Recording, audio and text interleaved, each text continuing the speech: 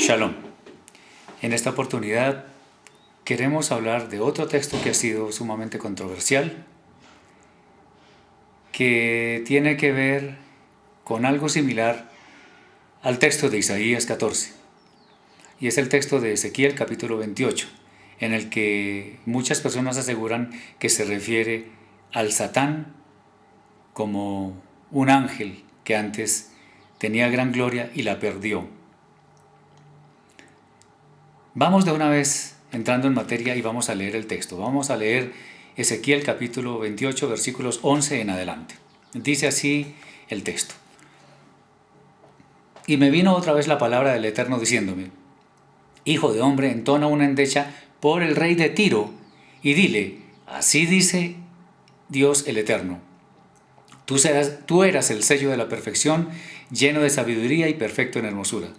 Atención, aquí está diciendo que este texto es contra el rey de Tiro, es un hombre, de manera similar a Isaías 14.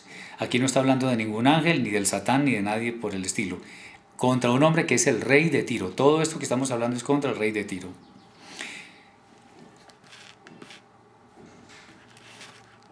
Estabas en el Edén, en el jardín de Dios. Cada piedra preciosa te cubría. El rubí, el topacio, el diamante, el crisólito, el ónix, el jaspe, el zafiro, la turquesa, el ágata y el oro. La artesanía de tus engarces y de tus casquillos estaba en ti. Fueron preparados el día en que tú fuiste creado. Atención, eras el querubín que cubrías, y yo te puse para que estuvieras sobre el santo monte de Dios. Anduviste de un lado a otro en medio de piedras de fuego. Aquí se le califica al rey de Tiro, porque estamos hablando del rey de Tiro, se le califica como querubín, lo que muchos equivocadamente creen que se trata de un ángel. Obviamente hemos escuchado los términos serafines, querubines, potestades, etcétera, etcétera, etcétera. Y todas las personas creen, o bueno, una gran parte de las personas creen, que todos estos calificativos son para los ángeles. Vamos a ver si es cierto. Primero, en ninguna parte de este texto encontramos la palabra malaj, por lo tanto no estamos hablando de ángeles. Entonces, ¿qué es un querub? Que es la palabra en singular para querubim. Querubim es varios, querub es uno. Un querub, esto lo podemos explicar en los sitios en que aparece esta palabra en la Torá y los demás escritos. El primer lugar donde vemos esta palabra es con motivo de la expulsión de Adán del jardín de Edén. Cuando él fue expulsado, el Eterno puso querubim a la entrada para custodiar el camino del árbol de la vida. Querubim. Esto nos da la idea de que un querub es alguien que cuida algo. Pero veamos qué otros textos nos indican sobre la existencia de esta palabra. En el libro de Shemot, de Éxodo, cuando el Eterno ordena construir el Mishkan, o sea, el tabernáculo, y dice que la cubierta del arca debía contener dos querubim, aquí vemos un propósito que es también similar al anterior, porque la cubierta sirve como protección del contenido del arca. Ahí iban a estar las dos tablas de la ley, de la Torá, iba a estar el potecito con el maná y iba a estar la vara de Aarón. Entonces los querubim oficiaban como guardianes de este contenido del arca. Otro sitio donde encontramos la palabra querub es en el mismo pasaje en cuanto a la construcción del Mishkan, del tabernáculo. Y es cuando el Eterno le dice a Moisés, que el velo debía tener varios querubim. Ese velo debía ser elaborado con cierta tela, pero también debía tener querubim. La connotación sigue siendo la misma, porque estos querubim, en forma figurada, porque obviamente estaban elaborados en tela, estaban guardando el paso entre el lugar santísimo y el lugar santo, o mejor, el paso del lugar santo hacia el lugar santísimo. De manera que cuando vemos la palabra querub, estamos viendo unos seres que actúan como guardianes de algo en especial.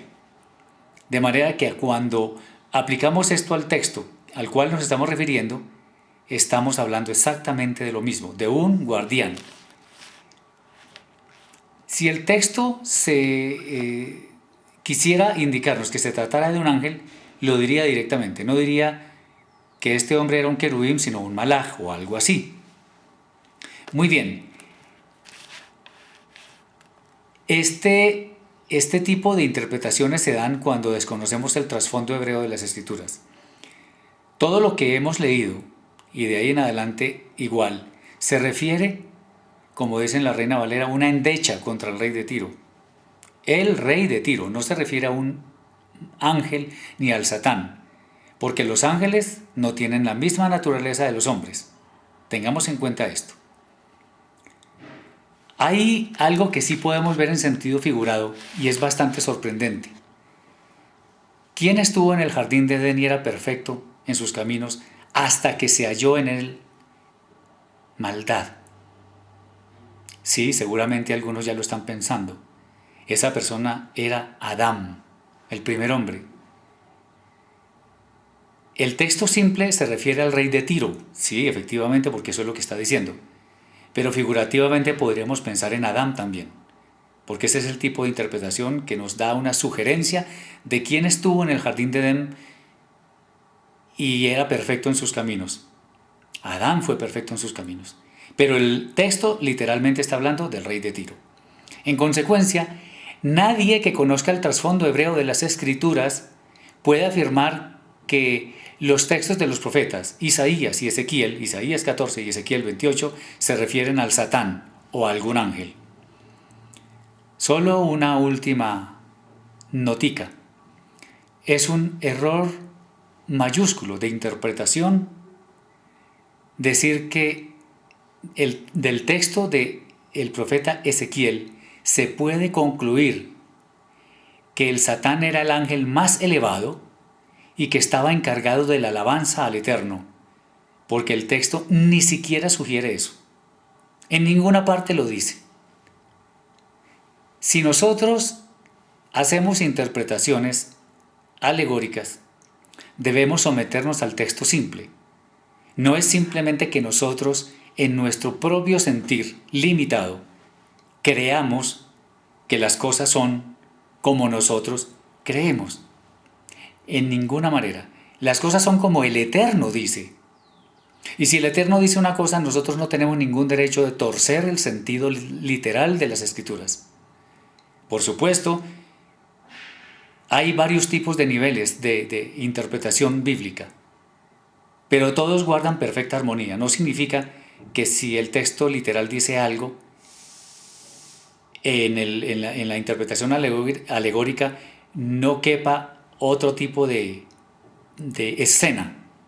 Sí, pero esa escena debe corresponder con lo que está escrito, no con nuestro propio sentir, que de pronto incluso va en contra de la Torá, de los profetas y de los escritos. ¿Quieres interpretar adecuadamente las Escrituras?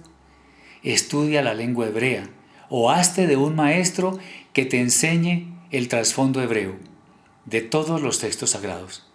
Espero que esta exposición te haya bendecido y para cualquier inquietud que tú tengas, te doy mi correo electrónico hgarciao@hotmail.com.